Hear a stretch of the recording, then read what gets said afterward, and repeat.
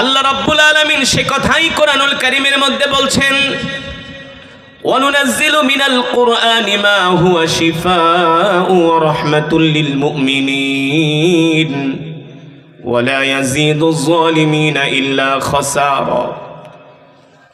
আল্লাহ রাব্বুল আলামিন বলেন, নবী দুনিয়ার মানুষদেরকে বলে দেন, আমি আল্লাহ আপনার উপর যে কোরআন নাজিল করেছি, এই কোরআন আমি মুমিনের শেফার জন্য নাজিল করেছি। এই কোরআন আমি মুমিনের মুক্তির জন্য নাজিল করেছি। এই কোরআন হলো মুমিনের জন্য ঔষধ। এই কোরআন হলো মুমিনের জন্য মেডিসিন। একজন চোর যদি চুরি করে, দুনিয়ার কোনো আইন দিয়া, দুনিয়ার কোনো আদালত দিয়া ওই চোরের চুরি করা বন্ধ করতে পারবে না। একজন নেশাখোর যদি নেশা করে, তাকে দুনিয়ার কোনো আইন দিয়া, দুনিয়ার কোনো ডাক্তার দিয়া তাকে আপনি ভালো পথে আনতে পারবেন না। ওই চোর আর ওই ডাকাত, ওই নেশাখোরকে আপনি কোরআনের মেডিসিন প্রয়োগ করেন, দেখবেন এই কোরআনের মেডিসিন প্রয়োগ করার কারণে একজন চোর চুরি করা বন্ধ করে দিবে, একজন নেশাখোর নেশা খাওয়া ছেড়ে দিবে। ঠিক কিনা বলে? এই সমাজে এমনও চোর আছে, আলেমদের বয়ান শুনা ভালো হয়ে গেছে। ঠিক কিনা বলেন? চরমনের ময়দানে এমনও ডাকাইত আসে, চরমনের ময়দানে সারা জীবন ডাকাতি করছে, এখন চরমনের ময়দানে আইসা আল্লাহ হেদায়েত দিয়া দিছি। এমনও বড় বড় সন্ত্রাস আছে, টপ টেরর আছে, যারা দাওয়াত ও তাবলীগের মেহনতের কারণে আজকে তারা সোনার মানুষে পরিণত হয়ে গেছে। ঠিক কিনা বলেন?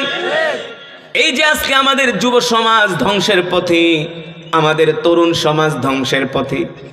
আজকে আমাদের দেশে দেখা যায় 7-8 ছেলেরা স্কুলে পড়ে, ওরা ওপেনলি সিগারেট খায়। আছে কি আছে না? ওপেনলি সিগারেট খায়, গাঁজা খায়, ফেন্সিডিল খায়।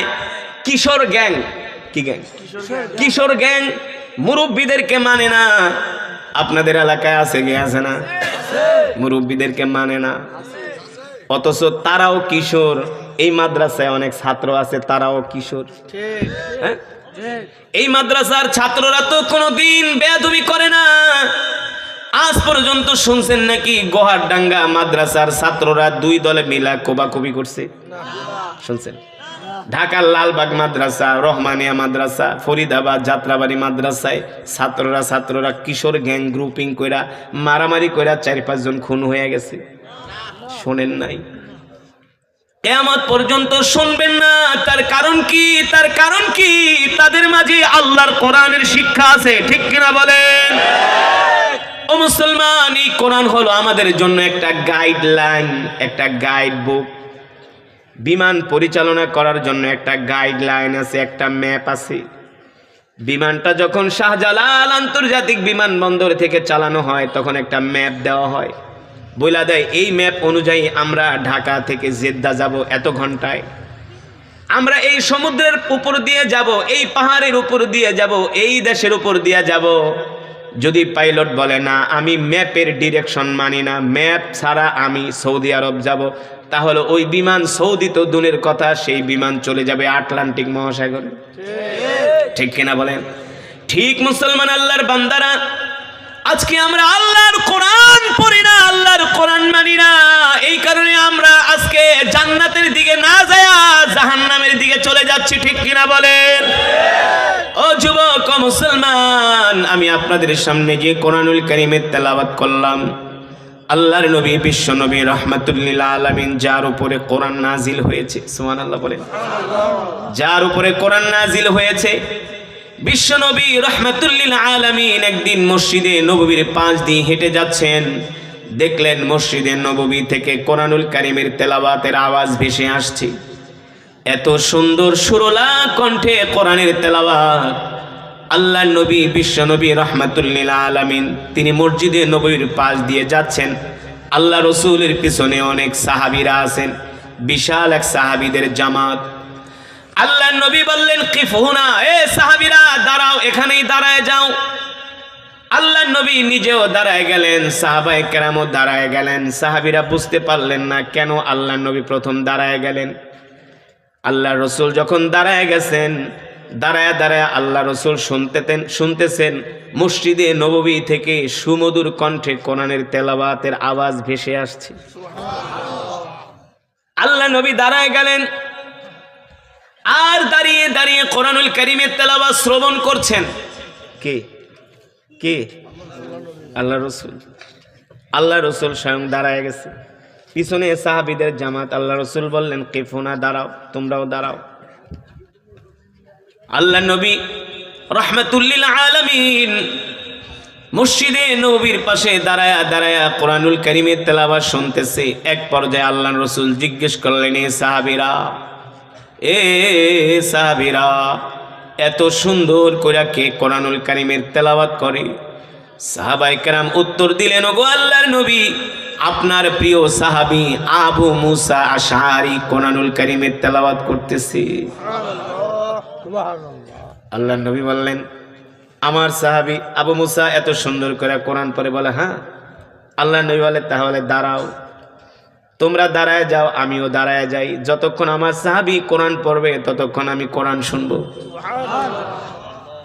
আল্লাহ নবী যদি দাঁড়ায় দাঁড়ায় কোরআন শুনতে পারে, সাহাবী আবু বকরের মতো জান্নাতি সাহাবী, ওমরের মতো জান্নাতি সাহাবী, হযরত ওসমান ইবনে আফফান রাদিয়াল্লাহু তাআলা আনহুর মতো জান্নাতি সাহাবীরা যদি দাঁড়ায়া দাঁড়ায়া কোরআন শুনতে পারে, আর আপনি আমি মুসলমান তো কোরআন সারাদিন নিয়ে বসে থাকার কথা।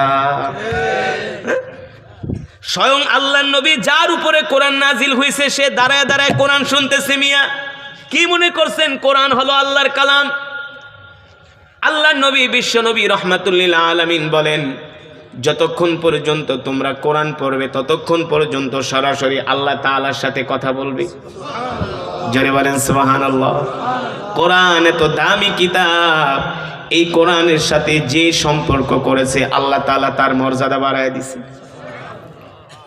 সৌদি আরবে মক্কাতুল মুকাররমার যিনি হেড অফ কন্ট্রোল, বাইতুল্লাহর প্রধান খতিব শেখ আব্দুর রহমান আস-সুদাইস, না, বাদশাহ সালমানের চেয়েও তার মর্যাদা বেশি। কথা কথা, বাদশাহ সালমান তো তার একটা পশমের কাছে কোনোদিন আসতে পারবে না। কি রাজকীয় ভাব না! যখন কোরআন পড়ে মনে হয় আসমান থেকে কোরআন নাজিল হয়। আল্লাহু আকবার। এ যুবক, দুনিয়ার মানুষের জবানে যদি কোরআন এত সুন্দর হয়, যেই দিন জান্নাতের মধ্যে আমার রব নিজের কুদরতি কণ্ঠ দিয়ে কোরআন পড়বে, সেই দিন কি অবস্থাটা হবে? জোরে বলেন সুবহানাল্লাহ। এই যে আমি যখন কোরআনুল কারীমের তেলাওয়াত শুরু করেছিলাম, অনেক আল্লাহর বান্দারা তেলাওয়াত শুনে দৌড়ায় দৌড়ায় আসছে না? আবার অনেকে কিন্তু আসে নাই। কোনটায় আসে নাই? যে আসছে তার ইমানের পাওয়ার আছে। কোরআন শোনার পরে তার অন্তরের ভিতরে আল্লাহর মায়া, আল্লাহর ভয় সৃষ্টি হয়ে গেছে। এটা আমি বলি না, আল্লাহ নিজে বলছেন, ওয়া ইযা তুলিয়াত আলাইহিম আয়াতুহু যাদাতুহুম ঈমানা। কোরআনুল হাকিমের তেলাওয়াত শুনলে ঈমান বেড়ে যায়, ঠিক কিনা বলে? কি বেড়ে যায়? মুসলমান আর যারা কোরআনের আওয়াজ শোনার পরেও কোরআনের মাজমায় আসে নাই, তাদের ঈমানের পাওয়ার নাই, তাদের ঈমান দুর্বল হয়ে গেছে। কি দুর্বল হয়ে গেছে? ঈমান দুর্বল হয়ে গেছে। এ কপাল পোড়া গরু খাওয়া মুসলমান, বিড়ি খাওয়াই না মুসলমান, গাঞ্জটি মুসলমান, হারামখোর কোথাকার। এই দুনিয়ার জমিনে কোরআন শোনার পরে তোমার ঈমান যদি কোরআনের মজমায় তোমাকে নিয়ে আসতে না পারে, তুমি কি মনে করছো তোমার এই ঈমান তোমারে জান্নাতে নিয়ে যাইব? এতই সোজা, এতই সোজা, এত সোজা না। ডায়াবেটিস মাপার একটা মেশিন আছে কি আছে না? দেখবেন যাদের ডায়াবেটিস আছে, ডায়াবেটিস মাপার একটা মেশিন আছে, প্রেসার মাপার মেশিন আছে, নাই? জ্বর মাপার মেশিন আছে, ঈমান মাপারও একটা মেশিন আছে। কি আছে? আজকে আপনাদেরকে এই ওয়াজ থেকে ঈমান মাপার একটা বায়োমিটার আছে, মেশিন বলবো। ঈমান মাপার মেশিন কি? আপনার ইমান আছে কি আছে না, ইমানের পাওয়ার আছে কি আছে না, মানে কতটুকুন পাওয়ার কমছে আর কতটুকুন বাড়ছে, এই ইমান মাপার একটা মিটার আছে। মিটার কি আছে? একটা মেশিন আছে। আমার কথা না, আল্লাহর নবী বিশ্ব নবী রাহমাতুল লিল আলামিন বলেন, ইদা সাররাতকা হাসানাতুকা ওয়া ইদা সাআতকা সাইয়্যাতুকা ফাআনতা মুমিন। সুবহানাল্লাহ বলেন। ইদা সাররাতকা হাসানাতুকা ওয়া সাআতকা সাইয়্যাতুকা ফাআনতা মুমিন। আল্লাহর নবী বলে, এ আমার উম্মত, নেক কাজ করার পরে, ভালো কাজ করার পরে, কোরআন পড়ার পরে, জিকির করার পরে, নামাজ পড়ার পরে যদি তোমার দিলের মধ্যে শান্তি লাগে, কি লাগে, তাহলে বুঝবা তোমার ইমানের পাওয়ার আছে। কি আছে? পাওয়ার আছে। আর গুনাহ করার পরে যদি তোমার মধ্যে কোনো অনুশোচনা না হয়, তোমার দিলের মধ্যে যদি কষ্ট না লাগে, তাহলে বুঝবা তোমার ঈমান জিরো হয়ে গেছে। ঠিক কিনা বলেন? একটা গুনাহ হয়ে গেলে যদি তোমার আফসোস লাগে, হায় রে হায় রে, এই গুনাহটা আমার দ্বারা হয়ে গেল, আমি আল্লাহকে কষ্ট দিয়া দিলাম, এই গুনাহর কারণে মনে হয় আমার রব আমার উপর নারাজ হয়ে যাবে। তোমার দিলের মধ্যে যদি এমন একটা ধাক্কা মারে, কষ্ট লাগে, আফসোস লাগে, তাহলে আল্লাহ রাসূল বলছে তুমি মুমিন। তুমি কি? আর গুনাহ করার পরে যদি তোমার অনুশোচনা না হয়, আফসোস না লাগে, কষ্ট না লাগে, তাহলে বুঝবা তোমার ঈমান দুর্বল হয়ে গেছে, আর এই ঈমান তোমাকে জান্নাতে নিতে পারবে না। ঠিক কিনা বলি? এই যে আপনারা কোরআনের তেলাওয়াত শোনার পরে কেমন লাগছে? জোরে বলেন। হৃদয় সিক্ত হয়ে গেছে, পাথরের মতো হৃদয় মোমের মতো নরম হয়ে গেছে। ঠিক কিনা বলেন? চোখ দিয়া পানি চলে আসছে, চোখ দিয়া পানি চলে আসছে। যদি তোমার হৃদয়ের অবস্থা এমন হয়, তোমার দিলের অবস্থা এমন হয়, আল্লাহর নবী বলে উম্মত, তাহলে তুমি মুমিন। মুসলমান আল্লাহর বান্দারা, যেটা বললাম, আল্লাহ রাসূলের সাহাবী আবু মুসা আশআরী রাদিয়াল্লাহু তাআলা আনহু কোরআন পড়তেছে, মনে আছে নাকি? আল্লাহর নবী দাঁড়ায় দাঁড়ায় কোরআন শুনতেছে, আল্লাহ রসুল দাঁড়ায় দাঁড়ায় কোরআন শুনতেছে, এক কদম আগায়ও না পিছায়ও না, যেখানে দাঁড়ানো সেখানেই দাঁড়ায় আছে। আমরা হইলে তো কইলাম পিছেতে চল ভাগি, পিছেতে। এই যে কয়েকজন ছিল পিছেতে ভাগছে, এটির ইমানের পাওয়ার নাই। কি নাই? শয়তানের ডাকতে আছে, শয়তানের ডাকে কব, দোস্ত আজকে যেই কোরআন তেলাওয়াত শুনছো, তোমার গুনাহ মাফ হয়ে গেছে, তুমি বেহেশতে গেছো, আর ও আর শোনার দরকার নেই, বাইরে আসো। বাইরে নিয়া ইবলিস শয়তান হাতের ভিতরে মোবাইল আর বিড়ি ধরায় দেয়া কবে টানতে টানতে বাড়িতে যাও গা। এত সোজা না। দেখবেন গুনার কাজ করার সময় দিলের মধ্যে অনেক খুশি লাগে। যাদের ঈমান দুর্বল, ইবলিস শয়তান আইসা তাদেরকে প্ররোচনা দেয়, বলে এই কাজের ভিতরেই তোর কল্যাণ, এটাই ভালো। সারা রাত গল্প করে, ঘুমায় না ঘুমায় না ঘুমায় না ঘুমায় না, গল্প করে, শরীরে এনার্জি, কি শক্তি, রাত 3টা 4টা পর্যন্ত গল্প করে, সিনেমা দেখে, মোবাইল টিপে, কথা কয়। যখন ফজরের আজান দিবে 10 মিনিট টাইম বাকি থাকে, তখন দেখবেন ঘুমায় একবারে লেটায় পেটায় যায়। কারণ কি? কারণ হইল ইবলিস শয়তান আইসা শরীর মাসাজ করে দেয়। কি করে? আল্লাহ রাসূল বলছি, নামাজের সময় হইলে ইবলিস শয়তান এসে শরীর টিপে। ইবলিস শয়তান তো আমাদের রগে রগে ঢুকতে পারে, জানেন না? শিরায় শিরায় ঢুকতে পারে। ইবলিস শয়তান জানে কোন রগে চাপ দিলে ঘুমাইব, কোন রগে চাপ দিলে দুর্বল হয়ে যাব, কোন জায়গায় মেসেজ করলে আরাম পাইব, আর আরাম পাইলে ঘুমাইব।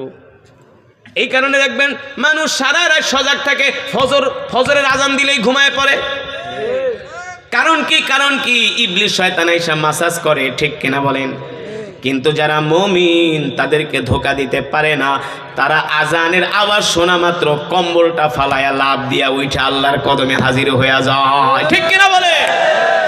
মুসলমান আল্লাহর বান্দারা, আল্লাহর নবী বিশ্ব নবী দাঁড়ায় দাঁড়ায় কোরআন শুনতেছেন, সাহাবীরাও কোরআন শুনতেছেন, কেউ এক কদম আগায়ও না পিছায়ও না। আল্লাহ নবী কোনো কথাও বললেন না, সাহাবীরা কোনো কথাও বললেন না। কারণ কি? ওয়াইদা কুরিআল কুরআনু ফাসতামিউ লাহু ওয়া আনসিতু লাআল্লাকুম তুরহামুন।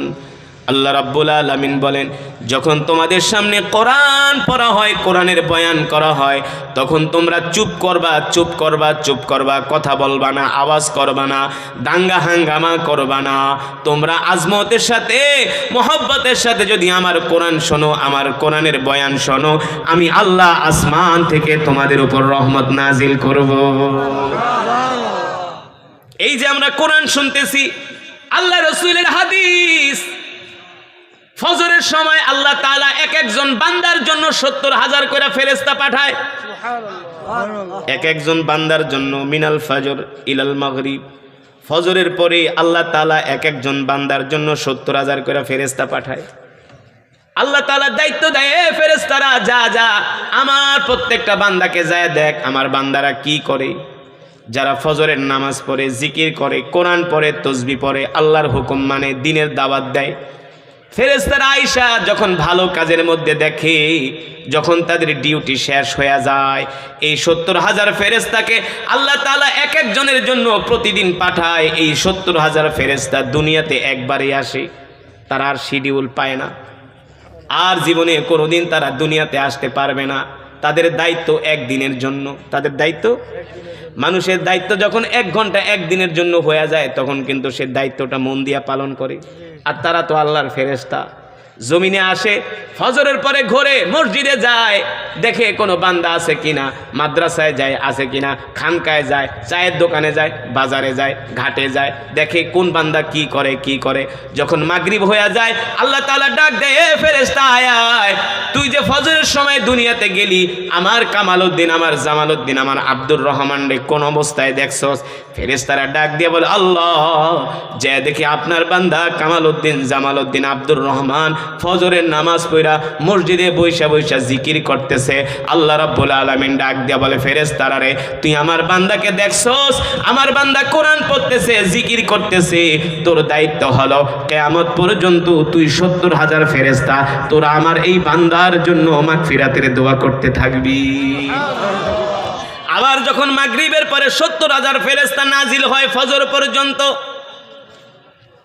আল্লাহ তাআলার ফেরেশতারা এলাকার মাঠে ঘাটে ঘুরে, রাস্তায় ঘুরে, দেখি আমরা কি করি।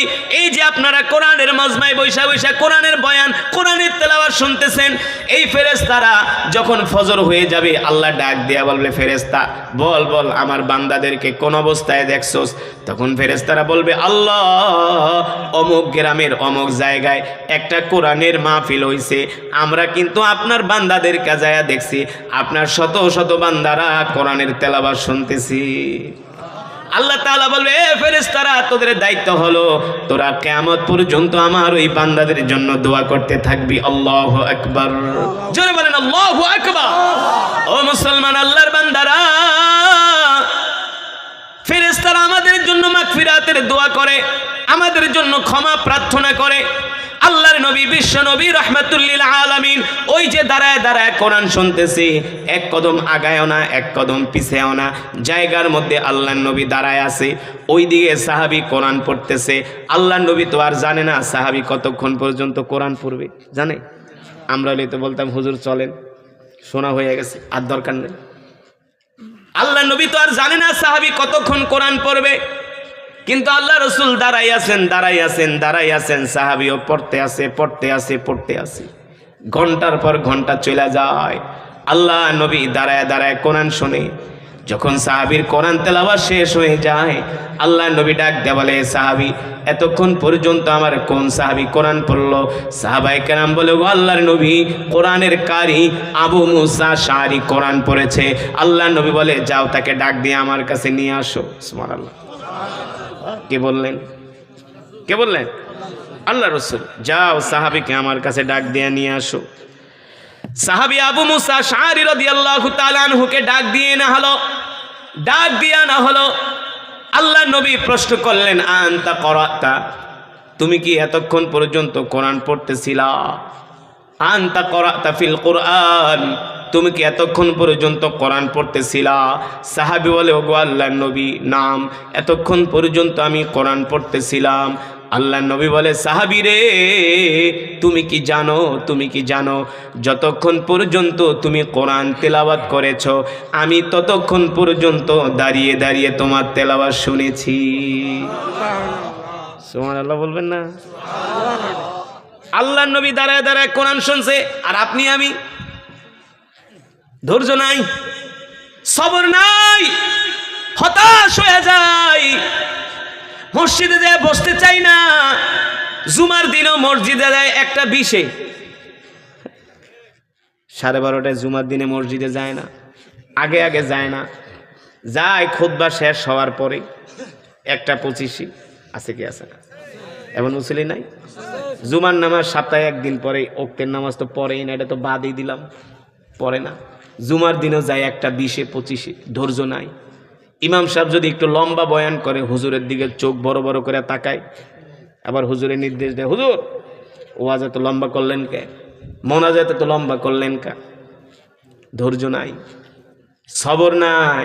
ওয়াজ মাহফিলে এসে একটু সময় দিবে, সবর নাই, ধৈর্য নাই, হতাশ হয়ে যায়, পেরেশান হয়ে যায়। অথচ আল্লাহ নবী দাঁড়ায়া দাঁড়ায়া সাহাবীর তেলাওয়াত শুনছে, বিরক্ত হয়েছে, বলে নাই যাও আমার সাহাবীর তেলাওয়াত বন্ধ করে আমার কাছে আসতে বলো। না না না, বলে নাই, বলে নাই। আল্লাহর রাসূল দাঁড়ায়া দাঁড়ায়া সাহাবীর তেলাওয়াত শুনছি। যখন তেলাওয়াত শেষ হয়েছে, আল্লাহর নবী ডাক দিছে, আসো। আবু মুসা আশআরী, তুমি কি এতক্ষণ পর্যন্ত কোরআন পড়তেছিলা? সাহাবী আবু মুসা আশআরী বলে, গো আল্লাহর রাসূল, যেই কোরআন আপনার উপর নাজিল হয়েছে, আপনি যেই কোরআনের মালিক, আমি এতক্ষণ পর্যন্ত সেই কোরআন তেলাওয়াত করতেছিলাম। আল্লাহ নবী, বিশ্ব নবী বলে, সাহাবীরে, তুমি কি জানো, যতক্ষণ পর্যন্ত তুমি কোরআনুল কারীমের তেলাওয়াত করেছো, ততক্ষণ পর্যন্ত আমি দাঁড়িয়ে দাঁড়িয়ে আমার সাহাবীরা তোমার তেলাওয়াত শ্রবণ করেছি। এই কথা শোনার পরে সাহাবী আবু মুসা আশআরী কান্না করে দিছে, চোখ দিয়ে পানি পড়তেছে। আল্লাহ নবী বলে, লিমা তাবকি ইয়া আবা মুসা আশআরী, তুমি কাঁদো কেন? আমি কি তোমারে কোনো কষ্ট দিছি নাকি? তুমি কান্না করছো কেন? সাহাবী বলে, ওগো আল্লাহর রাসূল, আপনি আমার চোখে যেই পানি দেখতেছেন, এই পানি কোনো কষ্টের পানি না, কোনো দুঃখের পানি না, এই পানি হলো আনন্দের পানি, যার উপরে কোরআন নাজিল হয়েছে, যিনি হলেন রহমাতুল লিল আলামিন, দো জাহানের বাদশাহ, সাইয়্যিদুল মুরসালিন, খাতামুন নবিয়্যিন, রহমতের নবী দাঁড়িয়ে দাঁড়িয়ে আমার মতো একটা ছোট মানুষের কণ্ঠে কোরআন শুনেছে। আসমানের নিচে জমিনের উপরে আমার কাছে এর চাইতে আর খুশির খবর হতে পারে না। আল্লাহ রাসূল বলে, সাহাবী দেখেন আমার নবী কত চমৎকার নবী ছিল, দেখেন আমার নবী কত চমৎকার নবী। আল্লাহু আকবার। রান্নাঘর থেকে সংসদ পর্যন্ত, শিশুকাল থেকে কবরে যাওয়ার আগ পর্যন্ত কিভাবে চলতে হবে, কিভাবে খেতে হবে, কিভাবে হাঁটতে হবে, কিভাবে চলতে হবে, কিভাবে বাঁচতে হবে, কিভাবে রাষ্ট্র চালাতে হবে, কিভাবে সমাজ চালাতে হবে, কিভাবে ব্যবসা করতে হবে, কিভাবে চিকিৎসা করতে হবে, কিভাবে পরিবারকে মেনটেন করতে হবে, সব কিছু আপনার আমার নবী শিখায় গেছে। শিখায় নেই? এমন কিছু নাই, এমন কিছু নাই আল্লাহ রসুল আমাদেরকে শিখায় যায়নি। এখানে আল্লাহ রসুল দেখেন তার হৃদয়, তার মন কত প্রশস্ত, তিনি মানুষদেরকে কত ভালোবাসতেন, তার বিনয়তা কাকে ছিল, তার উদারতা কেমন ছিল। আমরা তো মানুষের প্রশংসা করতে চাই না, ঠিক না? একটা মানুষ ভালো কাজ করলে প্রশংসা করতে চাই না, তাকে উৎসাহ দিতে চাই না, আমরা আরও তার পিছের থেকে টাইনা ধরি। কেউ একটু টাকা পয়সার মালিক হইতেছে, ষড়যন্ত্র করে ওরে 2টা মামলা ঢুকায় দেয়, ওরে মামলায় ঢুকায় দেয়, ষড়যন্ত্র করে। এক চাচতো ভাই বড় লোক হইতেছে, আরেকজন গরিব, ওর বিরুদ্ধে ষড়যন্ত্র। আমরা মানুষের ভালো চাই না, মানুষ ভালো করুক এটা আমরা চাই না, মানুষের ভালো আমরা দেখতে পারি না। কিন্তু আল্লাহ রসুল রাহমাতুল লিল আলামিন কত সুন্দর তার বিনয়তা, ভদ্রতা। আল্লাহু আকবার। মানুষের প্রতি দয়া কাকে বলে? ছোট একটা বাচ্চা সাহাবী আবু মুসা আশআরী বলতেছে, সাহাবী রে, আমি কিন্তু দাঁড়ায় দাঁড়ায় তোমার তেলাওয়াত শুনছি। সাহাবী কান্না করে দিছে। কাঁদো কেন? বলে, শোনেন, আপনি দাঁড়ায় দাঁড়ায় আমার তেলাওয়াত শুনছেন, আমার কাছে এর চাইতে আর খুশির খবর হতে পারে? আল্লাহ রসুল বলে, সাহাবী তুমি কি জানো এই যে এত সুন্দর করে তুমি কোরআন পড়ো, আল্লাহ তোমার জন্য কি নেয়ামত রাখছে? সাহাবী বলে, আল্লাহ রসুলই ভালো জানেন। সাহাবী, আল্লাহ রসুলই ভালো জানেন। এই কথা বলার পরে আল্লাহ রসুল বলে, সাহাবী রে, এই যে তুমি এত সুন্দর করে কোরআন পড়ো, মানুষদেরকে কোরআন শোনাও, এই জন্য আল্লাহ তাআলা তোমার জন্য জান্নাত রেডি করে রাখছে। জান্নাত রেডি করে রাখছে। যদি সহজে জান্নাতে যেতে চান, আল্লাহর কোরআন শিখেন, আল্লাহর কোরআন পড়েন। ইদা উদি আল মাইয়িতু ফি কবরিহি জা আল কোরআনু ইনদা রাসিহি। বাবারা, ভাইয়েরা, যুবকরা, মা বোন, ভালো করে শুনে রাখেন, এই পৃথিবী আমাদের থাকার জায়গা না। যে কোনো সময় মালাকুল মউত আমাদেরকে পাকড়াও করবে, ঠিক কিনা বলেন? যে কোনো সময় মৃত্যু চলে আসবে। এই মৃত্যু থেকে কেউ বাঁচতে পারে নাই, আমরাও বাঁচতে পারবো না। কিন্তু একবারও কি চিন্তা করেছি ওই অন্ধকার কবরে আমরা কিভাবে থাকব? ওই অন্ধকার ঘরে আমরা কিভাবে থাকব? ওই ঘরে আমরা কিভাবে সময় কাটাবো? কিভাবে? ওই ঘরে তো আমাদের কেউ সাথী হবে না, সঙ্গী হবে না। কি হবে ওই ঘরে আমাদের? ওই কবর, অন্ধকার কবরে যদি আপনি শান্তিতে থাকতে চান, নিরাপত্তার সাথে থাকতে চান, আনন্দের সাথে থাকতে চান, আল্লাহ রসুল বলে, উম্মত তুমি আল্লাহর কোরআন পড়ো, আল্লাহর কোরআনকে ভালোবাসো, আল্লাহর কোরআন অনুযায়ী জিন্দিগিটাকে পরিচালনা করো। যখন তুমি ইন্তেকাল করবা, তোমাকে যখন কবরের মধ্যে শোয়াবে, ইদা উদি আল মাইয়িতু ফি কবরিহি জা আল কোরআনু ইনদা রাসিহি, তোমাকে কবরে ঢোকানোর সাথে সাথে তোমার কবরের উপরে বাঁশ দিয়ে, বাঁশের চাটাই বিছানোর সাথে সাথে, কলা পাতা দিয়া, মাটি দিয়া কবরটাকে ঢেকে দেওয়ার সাথে সাথে আল্লাহর কোরআন তোমার কবরে যে তোমার মাথার সামনে দাঁড়াইয়ে তোমার কবরটাকে আলোকিত করবে, তোমার কবরটাকে আলোকিত করবে। ওই কবরে তোমার কোনো চিন্তা থাকবে না, তোমার কোনো ভাবনা থাকবে না, কোনো পেরেশানি থাকবে না। আল্লাহর কোরআন তোমাকে পাহারা দিবে। সুবহানাল্লাহ বলেন। এই কারণে বাবারা, ভাইয়েরা, আমরা যারা কোরআন পড়তে পারি না, আমরা নিজেরা কোরআন পড়ব, আমাদের সন্তানদেরকে কোরআন শিখাবো। রাজি আছেন ইনশাআল্লাহ? যারা কোরআন পড়তে পারেন না, শোনেন, প্রতিদিন পারলে এক পারা, না পারলে কয়েক পৃষ্ঠা, না পারলে কয়েক আয়াত আপনি আপনার ইবাদতের মধ্যে আল্লাহর কোরআনের তেলাওয়াতটাকে রাখেন প্রতিদিন, এভরিডে, কোনোদিন ছাড়বেন না, মৃত্যু রাত পর্যন্ত। মোবাইলে এখন অ্যাপসের মাধ্যমে কোরআন পড়া যায়। আপনি মোবাইল দেখে দেখে কয়েক পৃষ্ঠা পড়েন, কয়েক আয়াত পড়েন। অর্থাৎ যদি আপনার এই দিন মৃত্যু হয়ে যায়, যাতে কোরআনুল কারীমের একটু তেলাওয়াতের আমল যাতে আপনার আমল নামার ভিতরে থাকে, এই উসিলায় আল্লাহ তাআলা আপনাকে আমাকে ক্ষমা করে দিতে পারে। এই কারণে আমরা নিজেরাও কোরআন পড়ব, আমাদের সন্তানদেরকেও কোরআন শিখাবো, আমাদের ঘরওয়ালি, আমাদের কন্যা সন্তানদেরকে আমরা কোরআন শিখাবো, কোরআন পড়ব। আমাদের সমাজ হবে কোরআনের সমাজ, আমাদের ঘর হবে কোরআনের ঘর। রাজি আছেন ইনশাআল্লাহ? আল্লাহ রসুল বলছেন, যেই ঘরে কোরআন নাই ওই ঘরটা হলো একটা বিরান ভূমি। যেই ঘরে কোরআন নাই সেই ঘরে শয়তান বাসা বাঁধে, আর যেই ঘরে কোরআনের তেলাওয়াত আছে ওই ঘরে আল্লাহর রহমত নাজিল হয়। এই কারণে আজ থেকে আমরা ওয়াদা করব, জীবনে যতদিন বাঁচব 5 ওয়াক্ত নামাজ পড়ব, আল্লাহর কোরআন শিখব, আল্লাহর কোরআন পড়ব। রাজি আছেন ইনশাআল্লাহ? কে কে আল্লাহর কোরআন শিখবেন হাত উঠান। 5 ওয়াক্ত নামাজ কে কে পড়বেন হাত উঠান। ডাক দেন, ইয়া আল্লাহ। আরো জোরে বলেন, ইয়া আল্লাহ।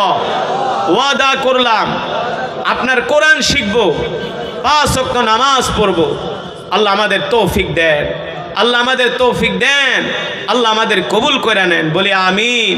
আরো জোরে সরে বলি আমিন। হাত নামান। 5টা ওয়াক্ত নামাজ পড়বেন আর কোরআনুল কারীমের তেলাওয়াত করবেন। গুনাহ থেকে বেঁচে থাকবেন, হারাম থেকে বেঁচে থাকবেন। দেখবেন ইন্তেকালের সাথে সাথে আল্লাহ তাআলা আপনার আমার কবরটাকে জান্নাতের বাগান বানিয়ে দিবে। ঠিক কিনা বলেন? কারণ এই পৃথিবীতে আমরা কেউ থাকতে পারবো না, একদিন এই পৃথিবী ছেড়ে আমাদের চলে যেতে হবে, যাতে আল্লাহর কোরআন পড়তে পড়তে আমরা মরতে পারি। আল্লাহ তাআলা আমাদের সকলকে তৌফিক দান করুন। আজকে যে মাদ্রাসার উদ্যোগে মাহফিল, এই মাদ্রাসাকে আল্লাহ তাআলা কিয়ামত পর্যন্ত কবুল করুন। এখনই আমরা দোয়া করব 1 মিনিটের মধ্যে। এবার বলেন, আজকের মাহফিলে এসে আপনারা খুশি নাকি বেজার? আসলেই খুশি? যদি খুশি হন, আগামী বছর যাতে এই মাদ্রাসার মাহফিলটা সুন্দর করে হয়, এই মাদ্রাসা প্রতিষ্ঠানটা যাতে আরও ভালো করে চলে। আমি যতটুকুন বুঝলাম এই মাদ্রাসাকে আপনারা অনেক ভালোবাসেন। এই এলাকার মানুষ, আশেপাশে যারা আসছেন, তারা মাদ্রাসাকে অনেক মহব্বত করে।